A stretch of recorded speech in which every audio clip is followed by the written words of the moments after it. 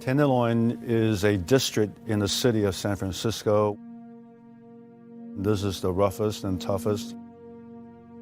It's about 50 city blocks, and it has 586 high-rise buildings, 37,000 people live in there, roughly 7,000 homeless population that come through there daily. We have 2 major crimes every hour. It's the highest crime in the city of San Francisco. A local man says he's staying put in front of City Hall as he stages a hunger strike to protest, as he describes, the unacceptable conditions of the Tenderloin district. Says that he is calling on the city to make sweeping changes across the impoverished community that he says has been neglected for years. City officials say that they have received a list of demands and that they continue to have internal discussions about the situation.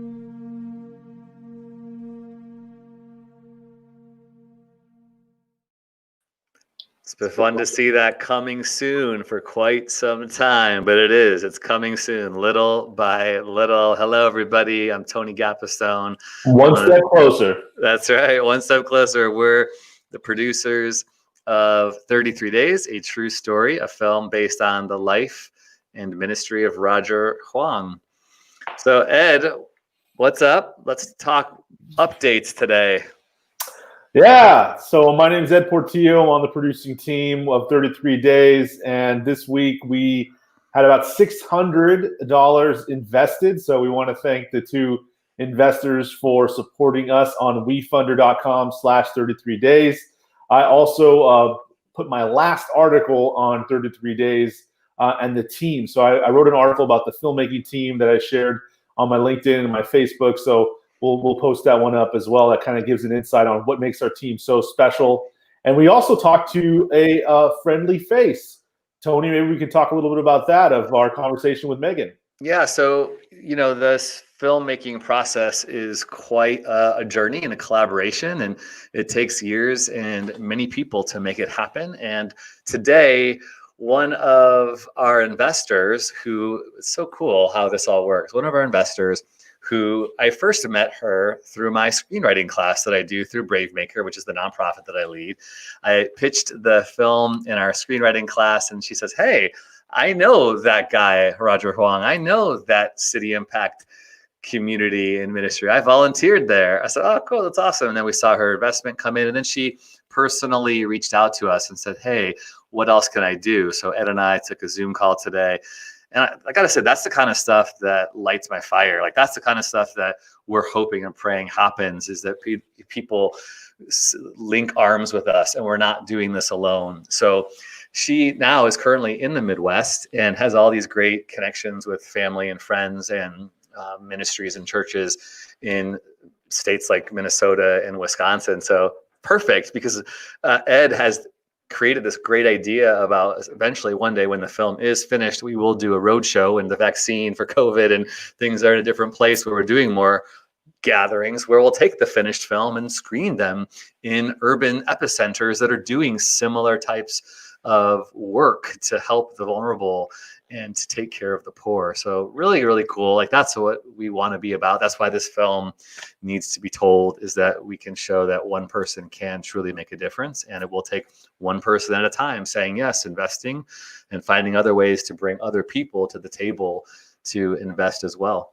Yeah, and one of the things that really stood out to me was when you were mentioning that we want churches, we want organizations to not only support us. It's always great. Yes, we want the money to make the budget, to make the film, but we also want this to be something tangible that they can take away. They could be a part of what we're doing here. And part of that is we want to create a space for volunteers and people that want to give back to their community, a place where they can be activated. They can do the same things that Roger did, that people at City Impact do every day in their community. And so that's what Tony's touching on. But I liked how you said that, Tony, about wanting this to be something that everyone can kind of wrap their hands around and be a part of, as well as just investing and getting something in return from the movie as well. But that leads me to another question, another update that I'm sure you're excited to share, Tony. One of our things that Tony also has been doing consistently has been going out there and pitching to investors, pitching to different organizations. I think you one time were even at Google, right? And you talked about different projects and stuff like that. So you've been all over talking about 33 days. And so I wanted to know if you could talk a little bit about that. Yeah, for sure.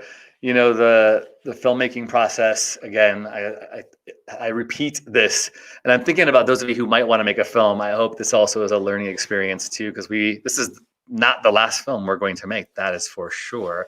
But all the things that we're learning is you really have to believe in your project, believe in yourself, believe in the vision to bring it to life. And so, yeah, it's just talking to people about it and sharing the heart behind it. So I've been to so many pitch places, pitch festivals, one-on-one. That's the whole elevator pitch. You meet people, you just start talking about it. And so I was invited, I think about a week ago, by Ed to go to this conference, this storytelling conference with people of faith from all over the world. Excuse me. And I did 2 pitches today, back to back. Like one was like within 7 minutes of the other. 2 distribution companies, which was really cool. And you only have 5 minutes to do it. So you got to get the heart of your film down, the why now, who are you, what's the story about, that kind of thing. Who's the audience?